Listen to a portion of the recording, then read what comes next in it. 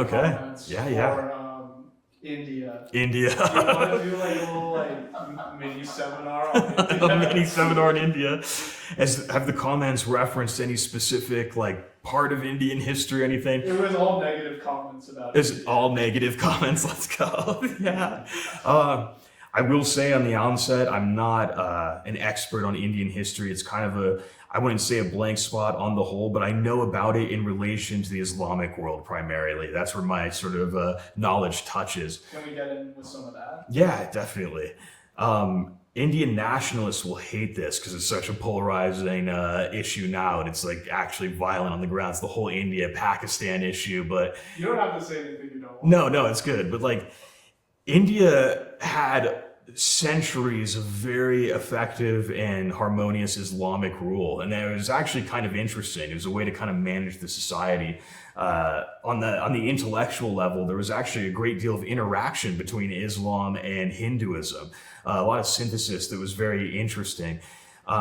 India was always a difficult place to rule, though, and that's what's kind of interesting about it. It took a lot of political effort, conquest, everything of the sort, to try and organize everything. The subcontinent was huge, filled with so many different cultures, religious practices that nobody understood if you were coming from the outside.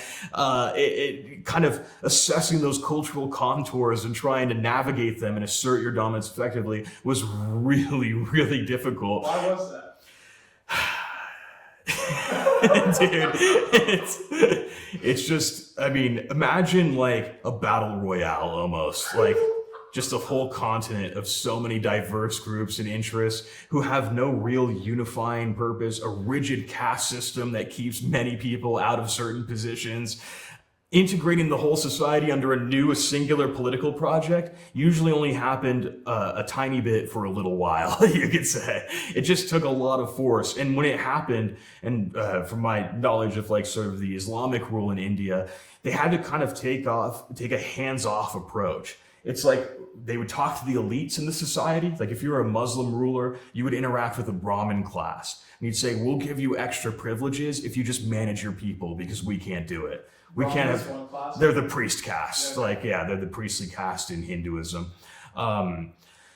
Like they would talk to the elites or some of the warrior elites and say, we're not even going to try and assert authority over the peasants in the countryside. We'd have no idea what's going on. We probably can't maintain control. So we're going to give you special like tax exemptions, land privileges, everything. Just recognize our rule in our name and then you can basically manage it yourself. And that's it. It was this sort of like layered decentralization from top to bottom, you know?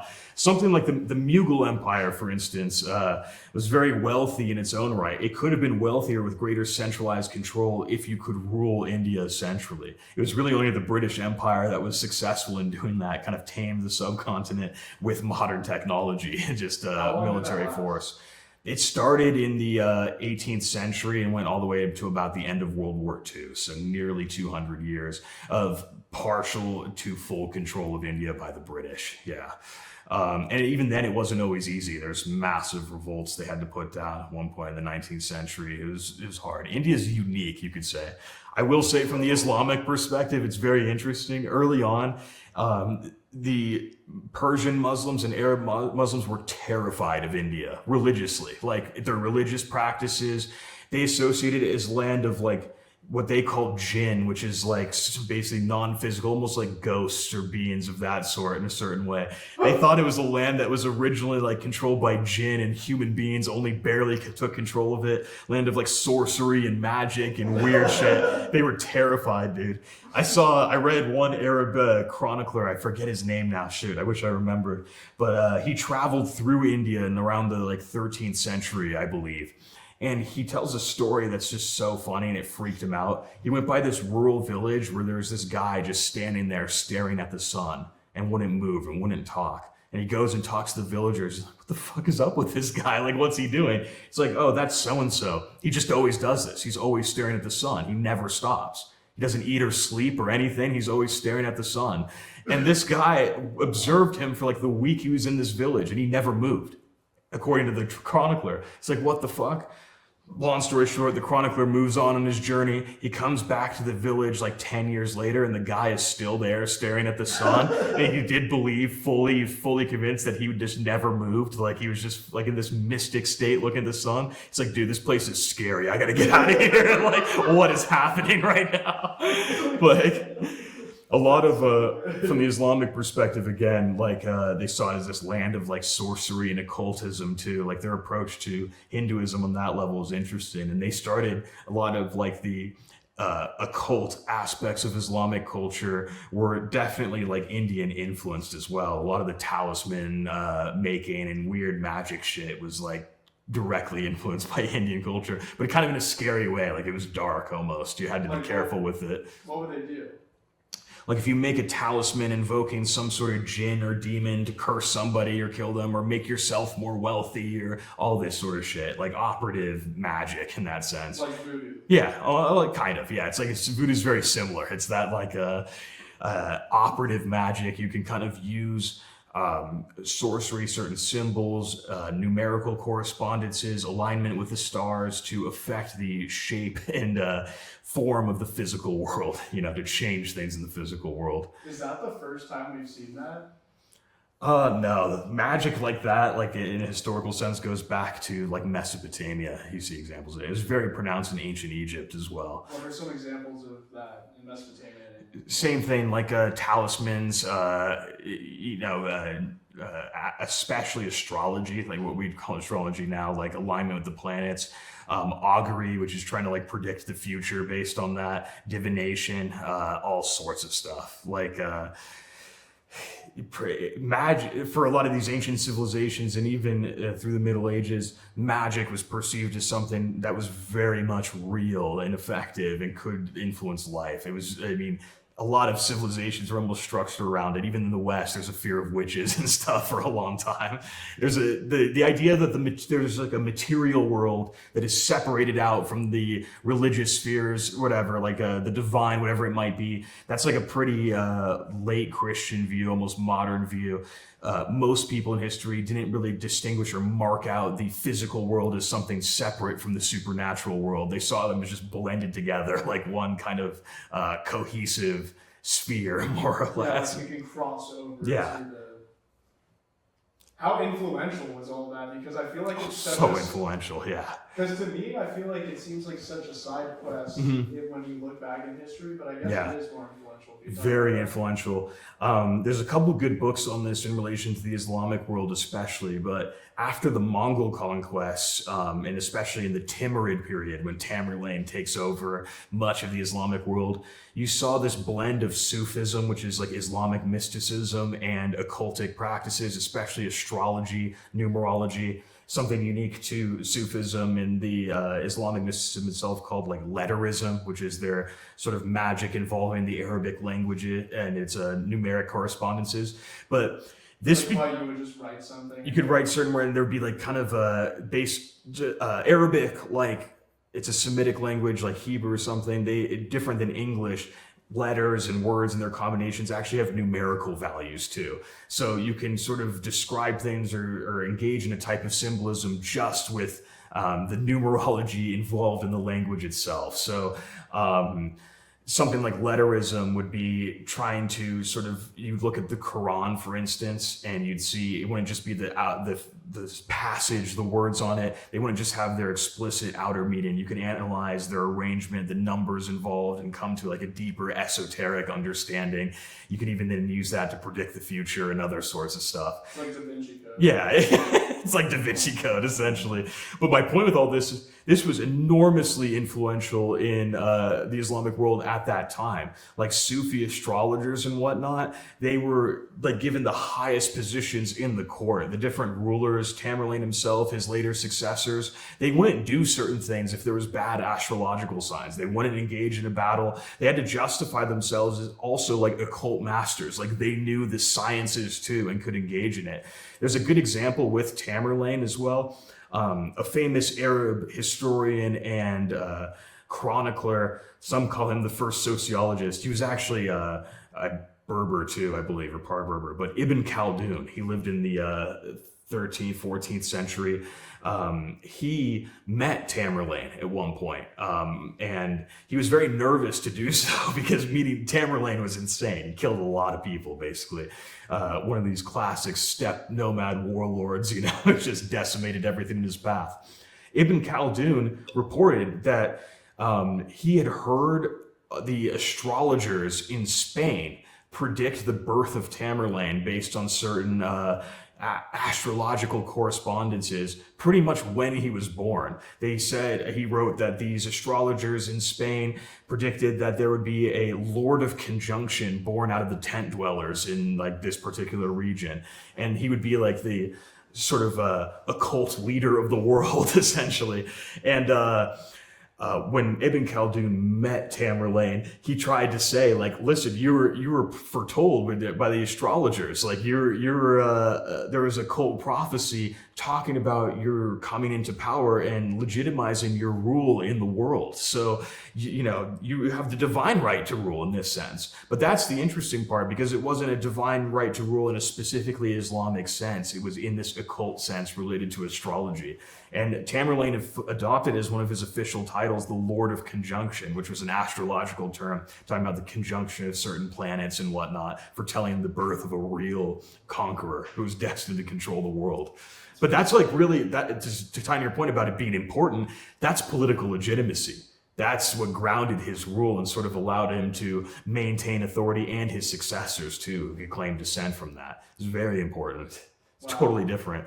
Sorry, it's Justin, go ahead. No, finish your point. There's also a funny example of like during the Napoleonic ages to show how important or how much people believed in magic like this. When Napoleon was in Egypt, he and some of the French scientists that he brought with him as part of this campaign, they demonstrated certain aspects of chemistry and the modern technology that was coming out in Europe at the time. And we see it from the Islamic reports in Egypt. They weren't very interested in it because they literally said, it's literally written down in the reports, like, dude, who cares about this like chemical transformation stuff? Like, we know Sufi masters who can teleport and stuff like that. We know my sheikh so and so teleported from Cairo to Mecca or something like that. Straight up. Like that's how for them Western science was unimpressive because they fully believed in the sort of mystical powers of their Sufi master or whatever it might be. It's very important. That's in the 19th century, Yes. So what you were saying, how could you talk more about how these sorcerers and astrologers, what their relationships were with the emperor or the pharaohs? Yeah. Because in Greek culture, you had oracles. Yes. In Egyptian culture, I know pharaohs had their sorcerers. And like you said, we're treated as sort of the science of today. Yeah. This was their evidence for whatever their claims Right. were. Could you explain? But then you mentioned there's a distinction between that sect and then the divine. Sure. Religious sect. Can Can you explain more? Because in my mind, I thought those were always one. Yeah, it's kind of complicated in a certain way because, of course, it's going to vary depending on the culture and the tradition you're sort of looking at. In one sense, they are one, insofar as they're integrated into one religious practice overall in the way that it exists. So I'll take, I know you asked about ancient cultures and the pharaohs and whatnot. I'll stick with the Islamic example for now because we were just talking about it and it's relevant in this way. For them, something like that divine, like a true spiritual experience, was part of the same religious practice as maybe something like occult magic or astrology. But for them, it was different in the sense that the different techniques and practices related to different domains. So the Sufis, for instance, who were like the Islamic mystics, generally speaking, through Islamic history, they viewed certain practices that they typically wouldn't always engage in. There was always a hesitation with it too, as like occult magical practices. Sometimes they would know how to do them according to their sources, like they'd be capable of performing them, but they wouldn't because they were seen as inferior practices relating to a lower domain that wasn't necessarily the heights of spirituality. When for them, they're trying to ascend up the degrees of being to God himself in some deeper mystical spiritual experience. So their other techniques and practices are designed to take them up there, while the magic stuff is down here and a little less relevant, and they may not engage in it. So it was both the same insofar as it was incorporated into the general religious practice, and it was all believed in the same way, but not everybody was practicing this or that. Certain like true magicians would be looked down upon by the Sufis, for instance, because they're not going all the way. They're not going to the higher domains or a higher spiritual plane. They're only using the sort of lower supernatural, I suppose you could say, to manipulate the physical world. And that's not the point of that mysticism. So it just varies on the culture of the time. But It's a literal side quest. yeah, it's a side quest. You saw it in again, I don't know why I keep going back to the Tang Dynasty, but Tang Dynasty, the Buddhists operated like this too. They'd both give like the deeper spiritual religious advice, but they were also seen through their spiritual power. They could kind of descend back to the lower domains and then use a type of magic to influence the physical world. When the Tang emperor was on campaign fighting in war, whatever it might be, the Buddhists he'd task the Buddhists, literally order them to start conducting certain rituals and whatnot to influence the supernatural and guarantee him victory. And when certain things, certain auspicious events or whatever occurred on the battlefield, of course, the Buddhists take credit, like we did that. And it was fully believed in, you know? It's like, it was totally integrated. And there was almost a fear there, like they had this power, even the mystics, they could manipulate reality if they chose to, but they usually don't because they're so focused on an inward spiritual realization or something of the sort. Is this, you mentioned that the East looked down sort of at this Western, the chemistry, because they had this mysticism. Does that also tie into how you mentioned quite earlier how the East also looked down on Western industrialization and innovation? This is a great point and a great question too, and it ties into what we were sort of saying about what looks different between the East and the West, and especially at these times. Yes, it's pretty much why they would look down on it, because for many Easterners, they did have a different esoteric and spiritual culture that's different than what we saw in the West with Christianity. And I'll explain what I mean by that in a second. But for them, the Western, what they would call an overemphasis on material technology was seen as insufficient or meaningless, because in their kind of traditional framework, in their worldview, the world was something you're supposed to sort of transcend. Like, it has its own place, it has its own harmony, but anything that exists in the civilizational order is only there to facilitate your spiritual state and take you as far as you can go depending on your nature. So something like a mystic is less concerned with what's going on technologically because they're delving into the spiritual more or less. And this is like, it answers the other question about, was it important? We treat it as kind of like this side quest. We look at their mysticism or their tradition the same way that they looked at our technology earlier. We have the same sort of neglect. It's weird, it's foreign, who cares? Now we say, maybe there is no deeper metaphysical truth. There is no metaphysical reality. There is maybe no truth to religion. Perhaps there's no God. Why? Who cares about all these random like spiritual techniques or practices? That's all superstitious nonsense anyways. Whereas for them at the time, they're looking at that, they're like, no, this is all reality. We know it. Who cares about putting little chemicals together, mixing tubes and creating steam power? Like, okay, cool. Like, you know, I'm ascending through the heavens right now or something in a mystical state. It's far less interesting to them because, of course, they still develop, they engage in technological development and whatnot, but it was never the primary, absolute sole focus of the society itself. It was always arranged almost in a hierarchy of values. And that, in this case, it ranked rather low. It's a good example of that too is like China itself, traditionally in its imperial period, always looked down on merchants and the merchant class, despite it being really the wealthiest civilization until the colonial and imperial period. It's not like the money or the trade or anything didn't matter. The state still engaged in economics. It would create monopolies on certain trade goods, be involved in industries, but the economics was just ranked lower than so many other things in their system, including the traditions or the religious practices. It had its place, it existed, but it's hierarchical. It's at a lower stage. Whereas in the West, it's the opposite. It's only the technology and the economy that matters, and everything else is maybe superstitious nonsense that we should neglect.